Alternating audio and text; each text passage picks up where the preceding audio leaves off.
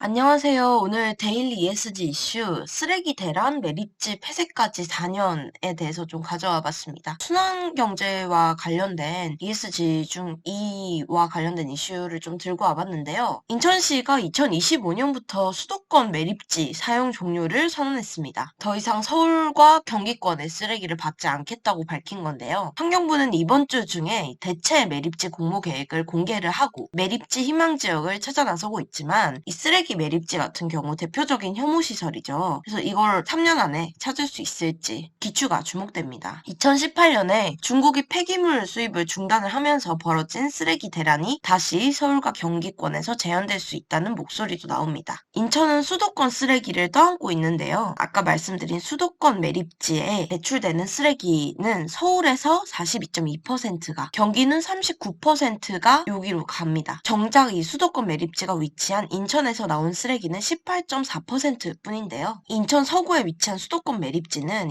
1987년 난지도 매립장이 포화하면서 서울시 요청으로 환경부가 인천에 주도해가지고 조성이 된 거예요. 지금까지는 잘 써왔습니다. 2016년에 2025년까지는 사용하게 해주겠다라고 잘 연장을 했는데, 이번에 박남춘 인천시장은 발생지 처리 원칙을 내세우면서 4자 협의 주체들이 인천을 벼랑 끝으로 내몰고 있다. 쓰레기로부터 인천 독립을 선언한다면서 매립 연장을 거부하면서 이런 일이 벌어졌습니다. 인천은요, 2024년까지 자체 매립지인 에코랜드를 조성한 후 2025년부터는 이제 쓰레기를 더 이상 받지 않겠다. 인천이 쓰레기로부터 독립한다라고 선언을 한 거죠. 사실 이 환경부 입장으로서는 인천시의 이런 발표가 굉장히 당혹스럽다는 입장입니다. 갑자기 이 태도를 바꾼 거거든요. 인천시의 발표에 대체 매립지를 찾아 나섰습니다. 다만 부지 선정이 쉽지는 않을 것으로 보여요. 2025년까지 약 4년 정도가 남았는데 그 안에 매립지를 공모하고 주민 갈등을 해결하고 그쪽으로 서울에서 쓰레기를 어떻게 보낼 수 있을지에 대해서 생각을 하면 촉박한 시간이라는 생각이 들어요. 한국은 OECD 국가들 중 독일에 이어서 두 번째로 재활용을 잘하는 나라입니다. 이렇게 재활용을 잘하는데 매립지가 부족하고 쓰레기 대란이 일어난다는 게 좀 이해가 안 되실 수도 있을 것 같아요. 그런데 문제는 애초에 재활용이 어렵게 만들어진 제품 탓에 수거된 쓰레기가 재활용이 되지 못하고 소각 매립되면서 2018년 쓰레기 대란까지 이어진 겁니다. 그러니까 매립지의 양이 절대적으로 중요한 거죠. 전문가들은 이 플라스틱 쓰레기 문제를 해결하기 위해서, 이 재활용 문제를 해결하기 위해서는 정부와 지자체 그리고 생산자가 함께 책임을 져야 한다라고 얘기를 하는데요. 생산 단계부터 재활용이 용이하도록 생산자 책임을 강화해야 하고 정부와 지자체는 폐기물 관리 체계를 정비해야 한다는 겁니다. 최근 코로나 때문에도 다시 쓰레기 대란 문제가 일어났죠. 이제 거기서도 문제가 됐던 게 페트병. 저희가 다 열심히 분리수거를 했던 것들이 실제로는 재활용이 안 된다. 그래서 지금 각각 이게 쓰레기를 처리하는 곳이 굉장히 포화 상태다. 이런 기사들이 언론에 되게 많이 나왔었어요. 자원순환사회경제연구소 홍수열 소장은 이 문제가 이 유색 및 복합 재질, 쉽게 말해서 저희가 페트병 색깔들이 다 다르잖아요. 그것뿐만 아니라 유리 화장품, 알루미늄 뚜껑, PVC 재질, 종이 라벨 등 재활용품으로 배출하지만 선별장에서는 쓰레기로 배출되는 포장재가 많다는 겁니다. 실제로 이 기업들을 보면 재활용률은 그렇게 높지가 않은데요. 기후변화센터의 환경데이터 플랫폼에 따르면요. 정보를 공개한 187개의 기업 평균 재활용률은 53.5%.